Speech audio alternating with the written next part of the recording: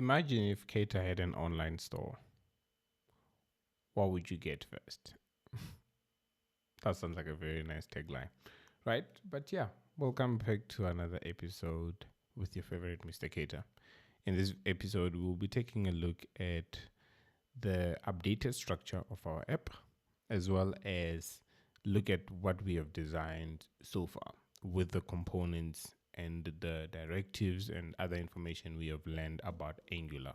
I would like us to quickly look at the updated structure of our Angular app real quick. Firstly, I would like us to take a look at a new folder at the very same level as the app folder that is named assets.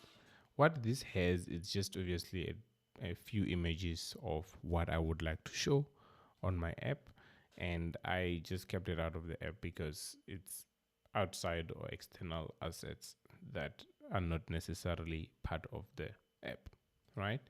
And as well, if we go into the app folder, you will see there is new 3 folders that we got to introduce. I'll explain each one of them and what is their role.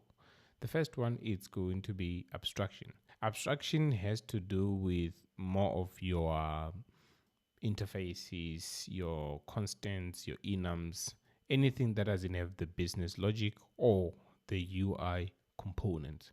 So if you check here, I have this one interface that has category details. So this will be an interface that will hold the category information of whatever things we are seeing here, including the ID, which is a unique identifier, the title, which is the same as things like shirts, book, marks, and content, and as well as the image URL, which is the image that you're seeing, and then the columns, it's the number of blocks this image is going to span in each and every row.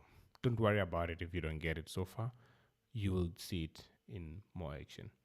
And then when we go into the constants here, you will see that there is objects of each and every block that you're seeing here as an array that we will get to call somewhere in our modules. Hope you get it so far. So anything else in the business, so far you can see that this folder is empty. But what will happen here is anything that has to do with the processing of information that is happening in our app. Let's just see, for example, at some point somebody wants to check out a shirt from our website.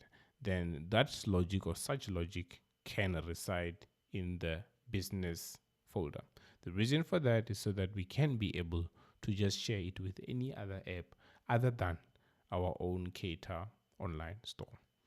And then obviously we have the third folder, which is the module. Initially, our components were just at the root of this app folder, but right now I decided I should just put them in the module folder. I could have named these components or module. I mean, it's up to you. And then what it has, obviously, is just different components, category, home, and you can see here we also added product list, which so far it has not been implemented. But what will happen for us to go to the product list is whenever we click each and every one of these categories, it will show you the product list under such a category. So let's check inside this category HTML component and its template folder, right? So if you check here, we have this list of constants, which is what I just showed you. The other side, which is just a list of these objects that puts together what has to be shown here, right? And then we just grab that list and then put it on some sort of a for loop here. So, I mean, we already have looked at the syntax of a for loop within your template, so that shouldn't be anything difficult for you to understand. And another thing outside and inside the for loop, and we also have the met grid list and the met grid tile. So what met grid list is, this is like a container for this whole thing that is happening in here.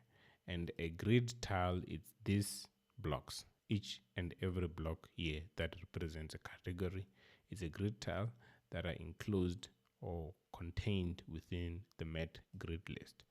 You can see there's some very nice, interesting configurations here. You can always go and read the Angular documentation, but at a high level, it's the row height. It means that how much height is each and every box here, or met grid tile, as we have said, and then how many columns does a single row.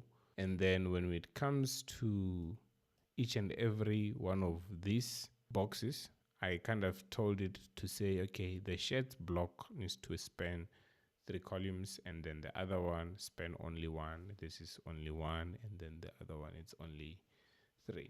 And I mean, to be able to see it, it's obviously on the list here. And that's where I was like, this whole columns thing will come in handy there. That's just how I configure it. Otherwise, I don't think there's anything else too special. I have some way to show the image here. I have some way to show this title here.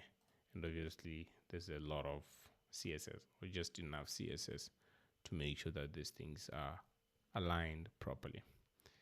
Otherwise, when I go to the homepage and I go to the home.component HTML, I just called my component app category as it is, and then it will handle its own logic in that component.